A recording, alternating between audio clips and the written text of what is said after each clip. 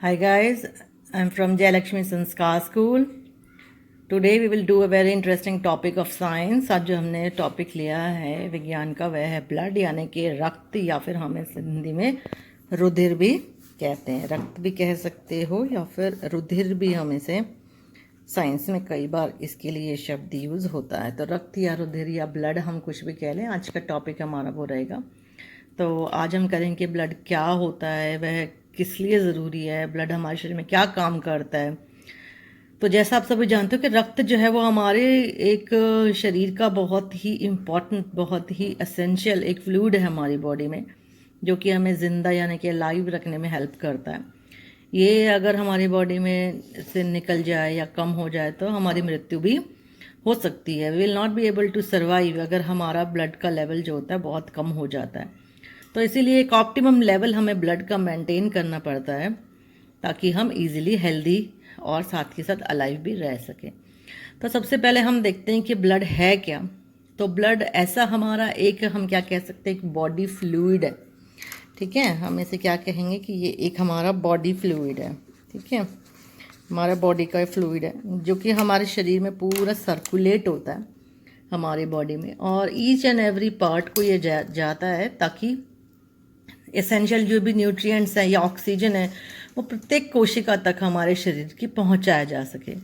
इसके अलावा इसका काम होता है कि ये वेस्ट मटेरियल जो होता है या कार्बन डाइऑक्साइड, उनको कोशिकाओं से उठाता है और जो है प्रॉपर ऑर्गन तक पहुंचाता है कि वो हमारे शरीर से साफ़ हो सके। ये वेस्ट मटेरियल जैसे कि कार्बन डाइऑक्साइड हो गया या और नाइट्रोजनस वेस्ट हो गए जो हमारी बॉडी में बन जाते हैं, ये फिर जो है ब्लड में मिक्स होकर के किडनीज तक पहुंचाए जाते हैं या फिर लंग्स तक पहुंचाए जाते हैं।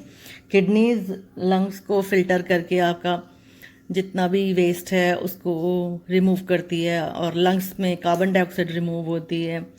इसके अलावा इसका एक काम और भी होता है कि ये हार्मोन्स को कैरी करता है, और इसमें ऐसी कुछ कोशिकाएं होती हैं जो कि हमें इन्फेक्शन से लड़ने में हेल्प करती हैं। तो यानी कि ये हमारी शरीर की इम्यूनिटी में भी रिस्पॉन्सिबल है। ठीक है, तो हमने इसकी 4 फंक्शंस करे।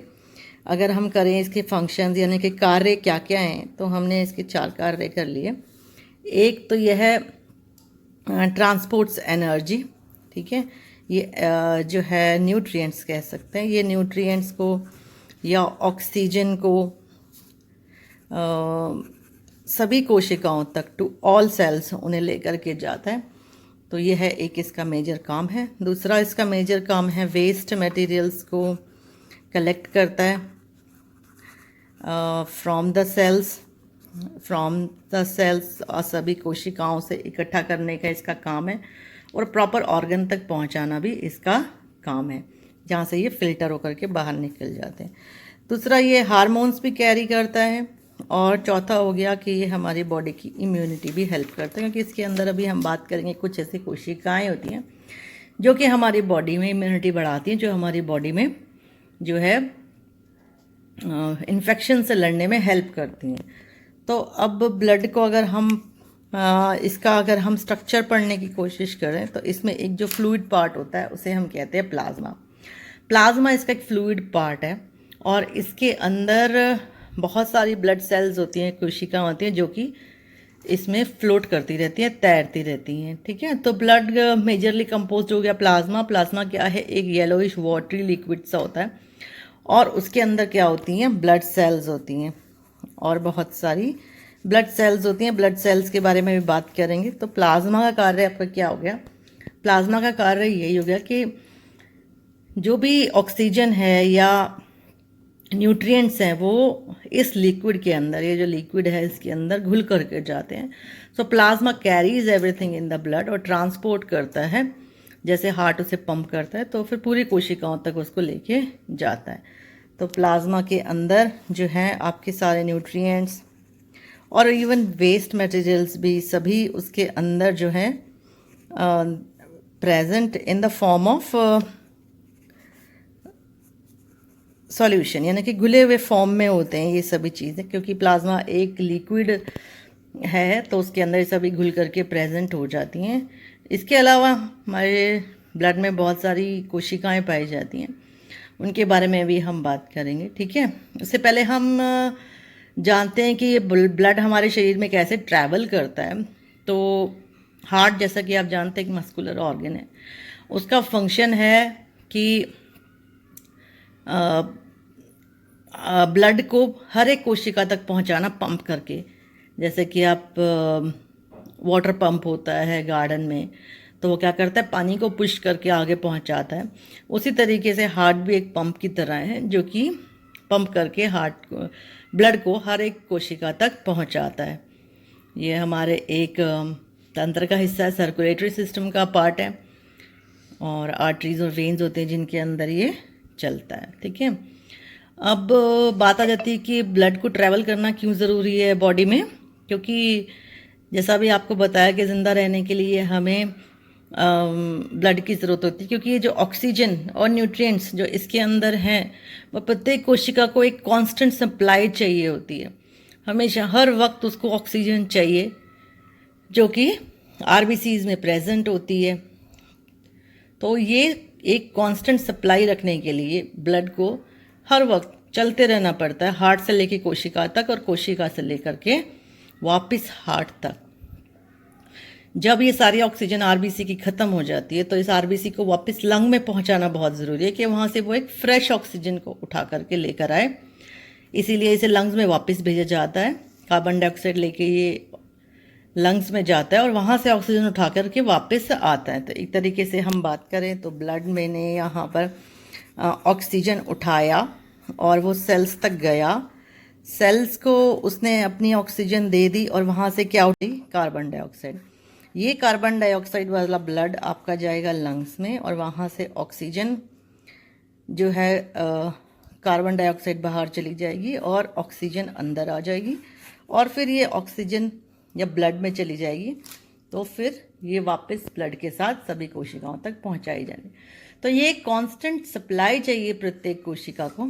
तो इसीलिए ये जो है ब्लड का हमेशा सर्कुलेट होते रहना बहुत ज़रूरी है, जो कि कौन करता है, हार्ट करता है, ठीक है। तो ये सभी हो गया हार्ट के फंक्शंस और किस तरीके से हार्ट भी काम करता है और क्यों हमेशा इसे काम करना ज़रूरी है, हमने ये भी देख लिया। अब हम आते हैं कि हमारे जो ब्लड सेल्स कितने टाइप की हैं। तो हमने यहाँ जो ब्लड सेल्स करे थे, तो ब्लड सेल्स हम यहाँ पर लिख देते हैं कि 3 टाइप की होती हैं, आरबीसीज होती हैं, डब्ल्यूबीसीज होती हैं और प्लेटलेट्स होते हैं। ओके, हम इनके फंक्शन देख लेते हैं अब क्या है, ठीक है। आरबीसीज, जैसे कि नाम से आपको पता चल रहा है, आरबीसीज है, रेड ब्लड सेल्स हैं। ओके, रेड ब्लड सेल्स हैं। इनका बेसिक काम क्या है आरबीसीज का? इनका बेसिक काम है कि ऑक्सीजन को सभी कोशिकाओं तक पहुंचाना, क्योंकि ऑक्सीजन एक बहुत ही इंपॉर्टेंट कंपोनेंट है जिनसे कि एनर्जी रिलीज होती है। तो इन पास एक स्पेशल प्रोटीन होता है जिसे हम कहते हैं हीमोग्लोबिन। इसी हीमोग्लोबिन के कारण आरबीसीज का कलर जो होता है वो हल्का सा रेड होता है, और इसीलिए इनका नाम रेड ब्लड सेल्स रखा जाता है। तो ये हीमोग्लोबिन एक प्रोटीन होता है। ये हीमोग्लोबिन जो होता है, इसका टेंडेंसी होता है ऑक्सीजन के साथ जो है अटैच करने होने का। तो ये है अपने साथ ऑक्सीजन को अटैच कर लेता है, और जैसे ब्लड के साथ हीमोग्लोबिन पहुंचता है कोशिका तक, वहाँ पर ये ऑक्सीजन को हीमोग्लोबिन छोड़ देता है और वहाँ से कार्बन डाइऑक्साइड जो है वो उठा लेता है और वापस से कार्बन डाइऑक्साइड लंग्स में छोड़ देता है। ओके, नेक्स्ट आपका जो नेक्स्ट ब्लड सेल्स है वो है डब्ल्यूबीसीज। डब्ल्यूबीसीज यानी कि white blood cells. Okay, white यानी कि सफ़ेद ब्लड सेल्स। इनका बेसिक काम क्या है? इम्यून सिस्टम बढ़ाना और इन्फेक्शंस को रोकना। Okay, it makes the immune system of our body. ये हमारे बॉडी के इम्यून सिस्टम को बनाती है और इन्फेक्शंस को कंट्रोल करने में या फाइट करने में उनसे हेल्प करती है। अभी हम ये नहीं करेंगे कि डब्ल्यूबीसीज भी बहुत प्रकार की होती हैं, लेकिन अभी हम बेसिक यही कर रहे हैं कि इन्फेक्टिंग वायरस को या बैक्टीरिया को ये पहचानती हैं और किस प्रकार से उनके साथ लड़ करके। और वैसे हमने इस पर एक इम्यूनिटी के ऊपर एक अलग से टॉपिक किया था, एक वीडियो बनाया गया था, तो आप उसे देख सकते हैं अगर आप इम्यूनिटी के बारे में ज़्यादा जानना चाहते हैं तो। नेक्स्ट जो अब हमारा जो नेक्स्ट सेल है वो है प्लेटलेट्स। ओके, प्लेटलेट्स का बेसिक काम क्या होता है? ये तब काम आती हैं जब हमारा कोई ब्लड वेसल जिसमें ब्लड है वो किसी तरह से डैमेज हो जाता है और ब्लड बहने लग जाता है, कोई कट लग गया, कुछ ऐसा हमारी बॉडी में हो गया कि ब्लड बह रहा है, तो प्लेटलेट्स वहाँ पर क्विकली इकट्ठी हो जाती हैं और डैमेज एरिया को जो है वो एक बैरियर बना देती हैं और ब्लड फ्लो हमारा स्टॉप हो जाता है। इसको हम कहते हैं ब्लड क्लॉटिंग। ये आपने देखा ही होगा कि बहुत बार कट लग जाता है, उसके बाद थोड़ी देर में अपने आप ही ब्लड आना रुक जाता है। अदरवाइज अगर ये नहीं होंगी तो छोटी सी चोट से भी किसी की जान जा सकती है, क्योंकि अदरवाइज ब्लड क्लॉटिंग नहीं होगा तो वहाँ से कॉन्टीन्यूसली ब्लड निकलता रहेगा। तो ये हो जाती हैं ब्लड प्लेटलेट्स। ओके, तो ब्लड प्लेटलेट्स का बेसिक काम क्या है? ब्लड क्लॉटिंग में हेल्प करने का। ओके, अब ब्लड ग्रुप्स के बारे में भी आपने सुना होगा, किसी का ए, किसी का A plus, A minus, B plus, B minus, O plus, A plus, A minus, B plus, B minus, एक ओ प्लस या ओ माइनस, ओ नेगेटिव होता है, और देन ए बी भी एक ब्लड ग्रुप हो सकता है, ए बी पॉजिटिव और ए बी नेगेटिव। तो एक्चुअली ये जो है 8 ब्लड ग्रुप्स जो होते हैं ये पॉसिबल होते हैं। ठीक है, तो ये ए बी आपको हमें क्या बताते हैं? ये एंटीजन के टाइप बताते हैं जो हमारी बॉडी के अंदर प्रेजेंट है। ठीक है, तो ये हमें बताते हैं कौन से एंटीजन्स हैं। और पॉजिटिव और नेगेटिव क्या बताता है? एक हमारे बॉडी में RH फैक्टर होता है जिसे हम रीसिस फैक्टर कहते हैं, वो हमारी बॉडी में है या नहीं है। अगर है तो पॉजिटिव होता है, नहीं है तो नेगेटिव होता है। तो अगर आपके पास ए एंटीजन है और रीसिस फैक्टर भी है तो आप बनेंगे ए पॉजिटिव। ए एंटीजन है परंतु रीसिस फैक्टर नहीं है तो आप बनेंगे ए नेगेटिव। अगर बी है, एंटीजन है और RH फैक्टर भी है तो बी पॉजिटिव, बी नेगेटिव। ओ के अंदर कोई भी एंटीजन ना ए ना बी प्रेजेंट होता है तो ओ प्लस और ओ नेगेटिव। और इधर ए बी के अंदर दोनों ही एंटीजन ए और एंटीजन बी दोनों ही प्रेजेंट होते हैं। तो जब भी एक का ब्लड दूसरे में चढ़ाया जाता है तो हमेशा ये देख कर ही चढ़ाया जाता है। ठीक है, और जब अब हम थोड़ा सा देख लेते हैं ब्लड्स के बारे में, कुछ इंटरेस्टिंग फैक्ट्स भी मैं आपको बता देती हूँ कि जैसे हम बीमार होते हैं तो जैसे हमारी बॉडी का टेम्परेचर बढ़ता है तो हमारी बॉडी ज़्यादा WBCs बनाना शुरू कर देती है इन्फेक्शन से लड़ने के लिए।